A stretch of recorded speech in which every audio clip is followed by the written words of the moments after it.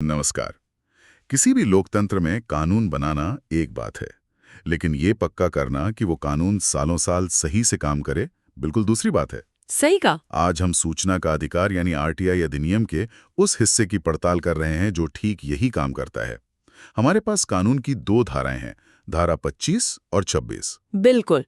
ज्यादातर लोग आरटीआई को मतलब सवाल पूछने और जवाब पाने वाले कानून की तरह देखते हैं। हाँ, वही आम धारणा है। पर ये धाराएं उस मशीनरी के बारे में है जो पर्दे के पीछे काम करती हैं।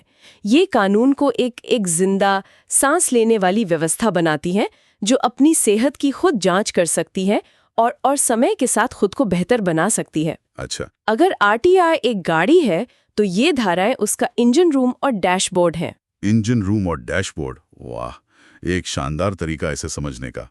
तो आज हम इसी इंजन रूम में उतरकर देखेंगे कि ये पुर्जे कैसे काम करते हैं। बिल्कुल। हम इन दोनों धाराओं को समझेंगे, ये क्या कहती हैं और असल जिंदगी में इनका क्या मतलब है। तो चलिए शुरुआत करते हैं धारा 25 से। इसका शीर्षक है निगरानी और रिपोर्टिंग, मॉनिटरिंग एंड रिपोर्टिंग।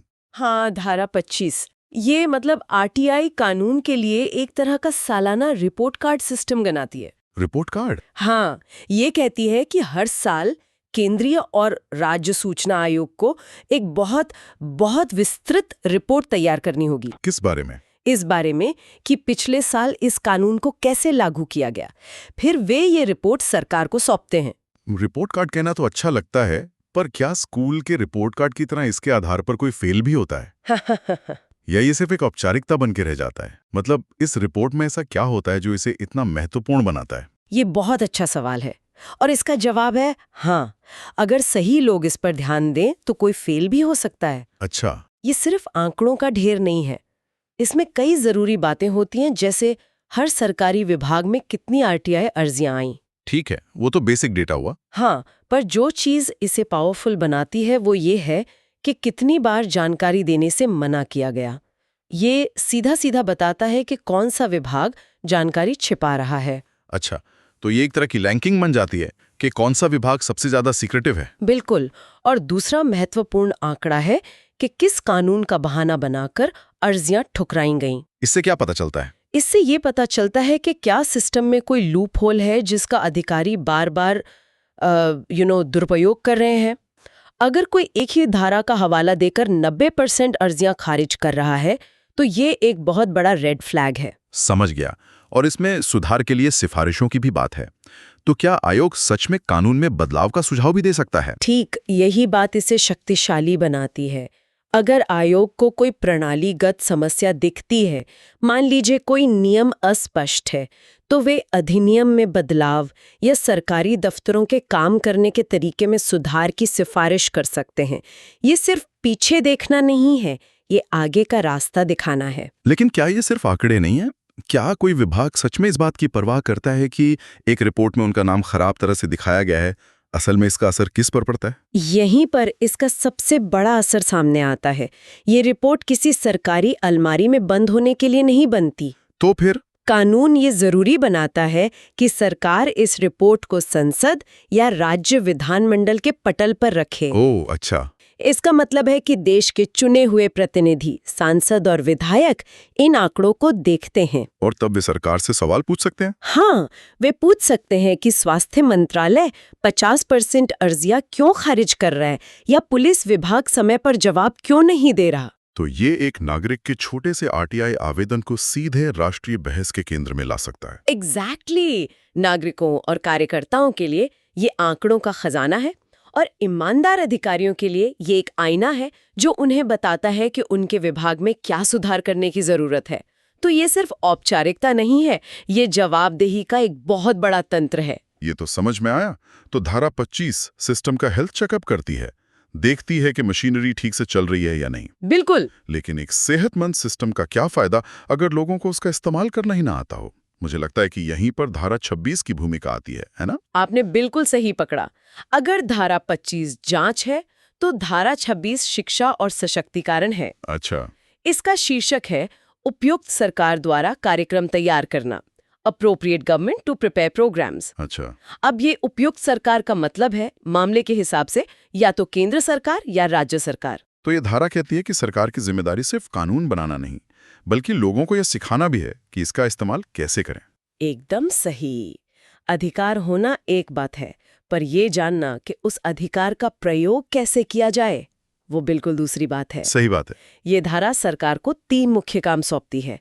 पहला, आम जनता के लिए शैक्षिक कार्यक्रम विकसित करना और चलाना, और इसमें खास तौर पर उन वंचित समुदायों पर ध्यान देने की बात कही गई है जिन्हें शायद इस अधिकार की सबसे ज्यादा जरूरत है। और दूसरा काम शायद उन लोगों से जुड़ा है जो जानकारी देते हैं। हाँ, दूसरा काम है जन सूचना अधिकारियों यानी PIOs को प्रशिक्षित करना। अच्छा।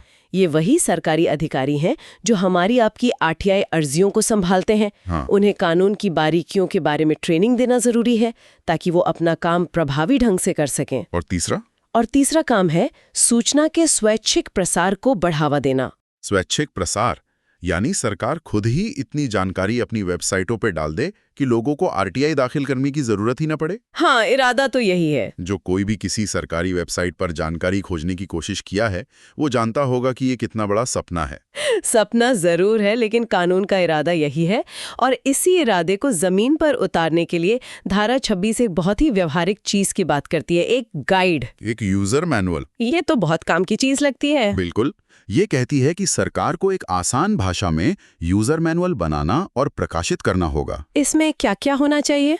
इसमें वो सब कुछ होना चाहिए जिसकी एक आम इंसान को जरूरत पड़ सकती है, जैसे हर विभाग के PIO का नाम और संपर्क विवरण, ताकि पता हो कि अर्जी भेजनी कहाँ है। ठीक है। आवेदन का सही प्रारूप क्या है, कितनी फीस देनी है और कैसे देनी है, और सबसे जरूरी, अगर आप जवाब से संतुष्ट नहीं हैं तो पहली और दूसरी अपील कैसे और कहाँ करें, इसकी पूरी प्रक्रिया। और ये सब आसान भाषा में। हाँ बिल्कुल, इसे न केवल आधिकारिक भाषा में बल्कि स्थानीय भाषाओं में भी उपलब्ध कराया जाना चाहिए ताकि ज्यादा से ज्यादा लोग इसे समझ सकें। तो असल में इससे किसको फायदा होता है? क्या ये आम नागरिक के लिए है या फिर सरकारी अधिकारियों के काम को आसान बनाने के लिए? देखिए, ये दोनों के लिए एक पुल बनाने जैसा है। मुख्य रूप से तो ये हर नागरिक के लिए है, शहर के एक छात्र से लेकर दूर दराज के गांव के किसान तक। ये उन्हें ज्ञान देकर सशक्त बनाता है। और अधिकारियों के लिए? ये PIOs की भी मदद करता है। एक प्रशिक्षित PIO जानता है कि उसे क्या करना है, जिससे गलतियां कम होती हैं और सिस्टम ज्यादा कुशलता से काम करता है। मतलब इसका उद्देश्य दोनों तरफ से पारदर्शिता की संस्कृति का निर्माण करना है। तो अब हमारे पास ये 2 अलग-अलग धाराएं हैं। एक तरफ धारा 25 जो सिस्टम पर नजर रखती है और उसका रिपोर्ट कार्ड बनाती है। दूसरी तरफ धारा 26 जो नागरिकों और अधिकारियों को शिक्षित करती है। जब हम इन दोनों को एक साथ रखते हैं तो क्या होता है? ये एक दूसरे से कैसे बात करती हैं? अगर हम इसे बड़ी तस्वीर में देखें तो ये दोनों धाराएं मिलकर एक बहुत ही सुंदर फीडबैक लूप बनाती हैं। ये इस कानून के डिजाइन की सबसे बड़ी खूबी है। Feedback loop? हाँ। इसे एक उदाहरण से समझते हैं। हाँ, कृपया समझाइए। मान लीजिए एक गांव में पानी की बहुत बड़ी समस्या है। हैंडपंप अक्सर खराब रहते हैं। ठीक है। अब धारा 26 के तहत बनी गाइड पढ़कर एक नागरिक RTI डालकर पूछता है कि पिछले साल हैंडपंपों की मरम्मत पर कितना खर्च हुआ। उसे या तो अधूरा जवाब मिलता है या कोई जवाब ही नहीं मिलता। ये तो बहुत आम कहानी है। बिल्कुल। वो गाइड की मदद से अपील करता है। ऐसे ही उस जिले से सैकड़ों लोग पानी, सड़क, स्कूल को लेकर RTI डालते हैं और उन्हें भी ऐसी ही मुश्किलों का सामना करना पड़ता है। अब आता है धारा 25 का जादू। साल के अंत में जब राज्य सूचना आयोग अपनी वार्षिक रिपोर्ट बनाता है तो वो इन सभी अपीलों और शिकायतों का डेटा इकट्ठा करता है। अच्छा। रिपोर्ट में ये बात सामने आती है कि उस खास जिले के जल विभाग ने 70% RTI का जवाब ही नहीं दिया या टालमटोल की। ये आंकड़ा अब एक व्यक्तिगत शिकायत नहीं रहा, ये एक प्रणालीगत समस्या का सबूत बन गया है। और ये रिपोर्ट विधानसभा में रखी जाती है? हाँ, और वहां विपक्ष का कोई नेता या उसी इलाके का विधायक ये सवाल उठाता है, मीडिया में खबर बनती है, सरकार पर दबाव बनता है और शायद उस विभाग पर कार्रवाई भी होती है। कार्रवाई होती है, लेकिन बात यहीं खत्म नहीं होती। इस रिपोर्ट की सिफारिशों के आधार पर सरकार धारा 26 के तहत उस विभाग के PIOs के लिए एक विशेष प्रशिक्षण कार्यक्रम आयोजित करती है। तो देखिए कैसे धारा 26 ने नागरिक को सशक्त किया। उसके काम से जो डेटा पैदा हुआ उसे धारा 25 ने पकड़ा और फिर उस डेटा के विश्लेषण से जो समाधान निकला वो वापस धारा 26 के तहत प्रशिक्षण के रूप में लागू हुआ। ये तो एक चक्र है जो लगातार सिस्टम को साफ और बेहतर बनाता रहता है। मतलब ये एक ठहरा हुआ कानून नहीं है, बल्कि एक सीखने और विकसित होने वाला सिस्टम है। बिल्कुल सही। ये एक दूसरे को मजबूत करते हैं। जितनी बेहतर शिक्षा होगी धारा 26 के तहत, उतनी ज्यादा लोग कानून का इस्तेमाल करेंगे। और जितने ज्यादा लोग इसका इस्तेमाल करेंगे, उतना ही सटीक डेटा धारा 25 की रिपोर्ट के लिए मिलेगा। एग्जैक्टली, जिससे और बेहतर सुधार होंगे। अच्छा, विश्लेषण में भारतीय संविधान के अनुच्छेद 19(1)(a) से भी इसका एक गहरा संबंध बताया गया है। ये थोड़ा तकनीकी लग सकता है, लेकिन ये बहुत महत्वपूर्ण है। क्या आप इसे सरल शब्दों में समझा सकती हैं? जरूर। देखिए, भारतीय संविधान का अनुच्छेद 19(1)(a) हम सभी नागरिकों को भाषण और अभिव्यक्ति की स्वतंत्रता का एक मौलिक अधिकार देता है। हाँ, अब फंडामेंटल राइट। और सुप्रीम कोर्ट ने कई ऐतिहासिक फैसलों में ये कहा है कि इस स्वतंत्रता में सूचना प्राप्त करने का अधिकार भी शामिल है। और इसका तर्क क्या है? तर्क बहुत सीधा और सरल है। अगर आपके पास जानकारी ही नहीं है, तो आप एक सूचित राय कैसे बनाएंगे? आप सरकार के कामों पे टिप्पणी कैसे करेंगे? आप प्रभावी ढंग से खुद को अभिव्यक्त कैसे करेंगे?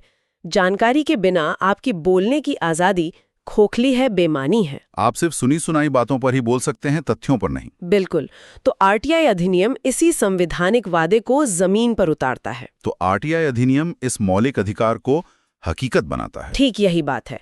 और धारा 25 और 26 वो मशीनरी है, वो ढांचा है जो ये सुनिश्चित करता है कि ये मौलिक अधिकार सिर्फ संविधान की किताब में लिखा एक सुंदर विचार न रह जाए। ये धाराएं पक्का करती हैं कि इस अधिकार की सक्रिय रूप से निगरानी हो, इसे बढ़ावा दिया जाए और ये हर एक व्यक्ति के लिए सुलभ बनाया जाए, चाहे वो कितना भी दूर या वंचित क्यों न हो। तो अगर इसे संक्षेप में कहें, धारा 25 निगरानी और रिपोर्टिंग के जरिए सिस्टम को जवाबदेह बनाती है। ये सुनिश्चित करती है कि कमियों को पहचाना जाए और सांसदों तक भी पूरी जानकारी पहुंचे। हाँ। और धारा 26 शिक्षा और प्रशिक्षण के जरिए नागरिकों को सशक्त बनाती है, जिससे कानून वास्तव में जनता के लिए एक हथियार बन सके। ये एक सटीक सारांश है।